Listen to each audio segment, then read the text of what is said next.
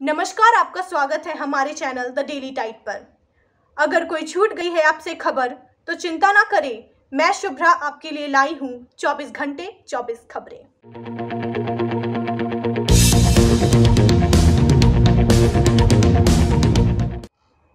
पहले जानते हैं कुछ राजनीतिक समाचार।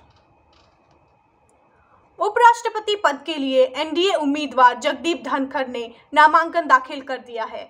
इस मौके पर पीएम नरेंद्र मोदी, राजनाथ सिंह और भाजपा के अध्यक्ष जेपी नड्डा भी उनके साथ मौजूद थे। महाराष्ट्र का सियासी संकट, अब सुप्रीम कोर्ट में उद्धव ठाकरे बनाम एकनाथ शिंदे, 20 जुलाई को होगी सुनवाई।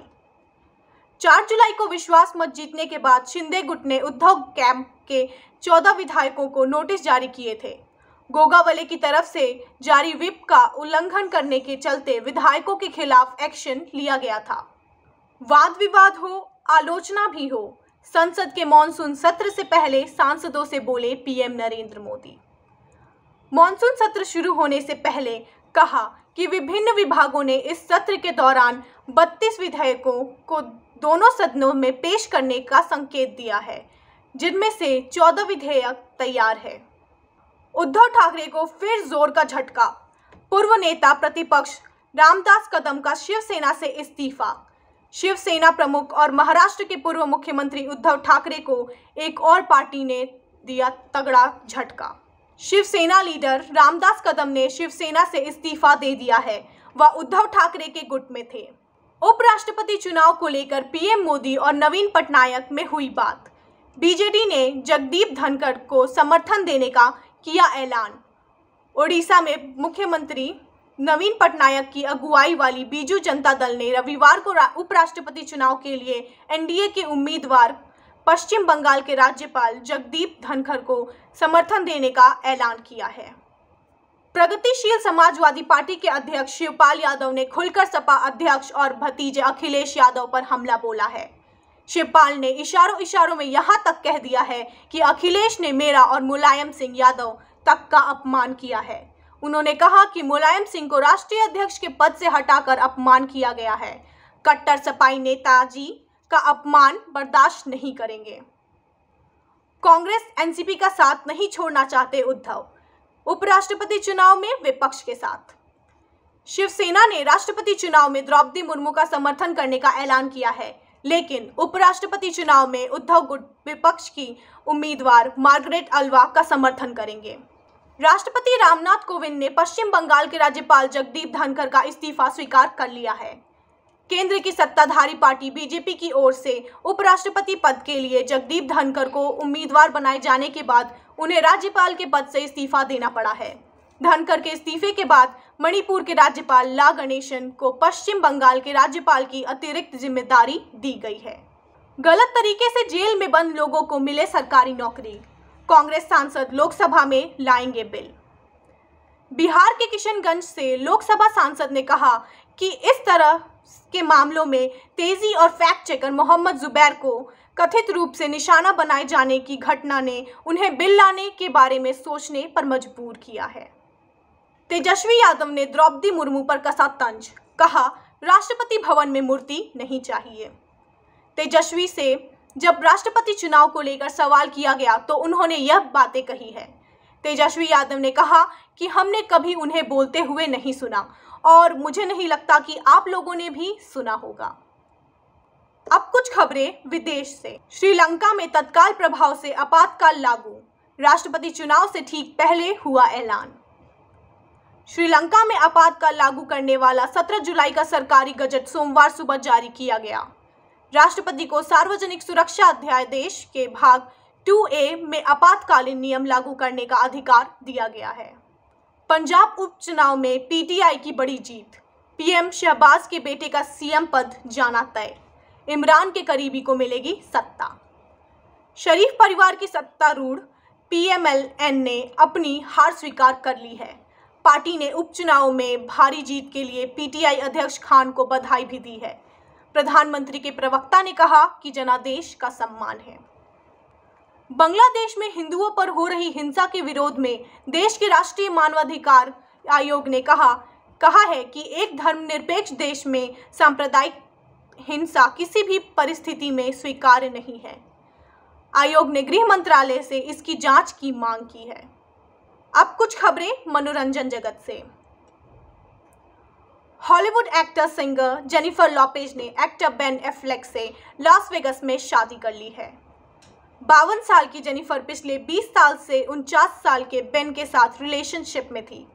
हालांकि बीच में लंबे समय तक दोनों ने ब्रेकअप कर लिया था, लेकिन पिछले साल दोनों फिर से रिलेशनशिप में आ गए थे। जेनिफर ने शादी के बाद अपना सरनेम बदल के जेनिफर एफ्लेक कर लिया है। कार्तिक आर्यन की नई फिल्म का हुआ ऐलान। बजरंगी भाईजान के कबीर खान संभालेंगे निर्देशन की कमान। बॉलीवुड अभिनेता कार्तिक आर्यन की नई फिल्म का ऐलान हुआ है। इस प्रोजेक्ट में कार्तिक के साथ साजिद नाडीवाला और कबीर खान काम करते नजर आएंगे। करण के शो कॉफी विद करण 7 पर कंटेंट की चोरी का आरोप लगाया गया है। बताया जा रहा है कि ओरिजिनल राइटर को बिना क्रेडिट दिए कंटेंट का इस्तेमाल किया गया है।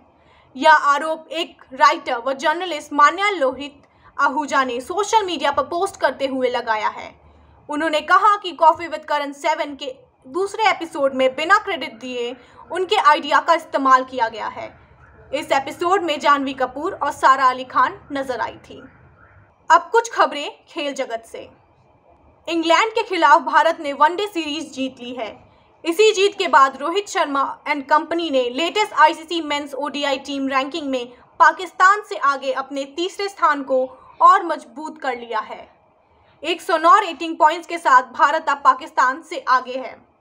वहीं न्यूजीलैंड की टीम 128 रेटिंग पॉइंट्स के साथ आईसीसी वनडे रैंकिंग में नंबर 1 पर बनी हुई है।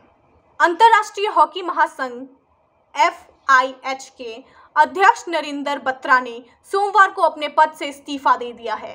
साथ ही उन्होंने अंतर्राष्ट्रीय ओलंपिक समिति की सदस्यता भी छोड़ दी है। केदारनाथ धाम में भी बाबा केदार के दर्शन के लिए सावन मास के पहले सोमवार के दिन भक्तों की भारी भीड़ उमड़ी। बाबा केदार के दर्शन के लिए लोग घंटों लंबी लाइन में लगे हुए नजर आए। यही नहीं, कांवड़ यात्री भी जगह जगह से गंगा जल लेकर बाबा केदार का जलाभिषेक करने के लिए पहुंचे। इस मौके पर बद्री केदार मंदिर समिति और तीर्थ पुरोहितों की ओर से बाबा केदार की विशेष पूजा अर्चना की गई। जम्मू कश्मीर के पूंछ में LOC के पास अचानक फटा हैंड ग्रेनेड, सेना के कैप्टन और JCO की मौत। सेना के जनसंपर्क अधिकारी ने बताया कि घटना रविवार रात की है, जब सेनाकर्मी पूंछ जिले के मेंढर इलाके में तैनात थे। सेना के कैप्टन और JCO को हेलीकॉप्टर से इलाज के लिए उधमपुर ले जाया गया। ज्ञानव्यापी में मिले शिवलिंग की कराई जाए कार्बन डेटिंग। SC में नई याचिका दाखिल कर की मांग। याचिका में मांग की गई है कि मस्जिद में पाए गए शिवलिंग की ASI से कार्बन डेटिंग कराई जानी चाहिए। इससे उसकी ऐतिहासिकता और प्रामाणिकता साबित हो सकेगी। 7 महिलाओं ने यह अर्जी डाली है। कर्नाटक में 20,000 मवेशियों को बचाया। अब 82 पशु संजीवनी एम्बुलेंस होगी लॉन्च। पशुपालन मंत्री प्रभु चौहान ने कहा कि बेलगावी जिले को जानवरों की सुरक्षा के लिए 19 जुलाई को 82 पशु संजीवनी एम्बुलेंस चालू होगी। यह कदम राज्य में शुरू की गई 15 पशु संजीवनी एम्बुलेंस की सफलता के बाद उठाया गया है। भारत आई अमेरिकी महिला के अपहरण का मामला निकला फर्जी। दिल्ली पुलिस ने 24 घंटे में सुलझा लिया केस। दरअसल सनसनीखेज ब्लाइंड केस में महिला पर्यटक 3 मई को दिल्ली पहुंची थी और अपने परिवार को बताया था कि वह असुरक्षित वातावरण में है और एक अज्ञात व्यक्ति द्वारा उसके साथ मारपीट की जा रही है। अब प्राइवेट कंपनी भी बनाएगी सेना के लिए हेलीकॉप्टर। रक्षा मंत्रालय जल्द देगी इजाजत। अधिकारियों के मुताबिक इस सहयोग का परीक्षण भारतीय मल्टी रोल हेलीकॉप्टर के विकास और निर्माण में किया जाएगा, जो कि भारतीय सेना में शामिल सभी रूस निर्मित Mi-17 और Mi-8 हेलीकॉप्टरों की जगह लेगी। ऐसी ही खबरों के लिए जुड़े रहें द डेली टाइड के साथ।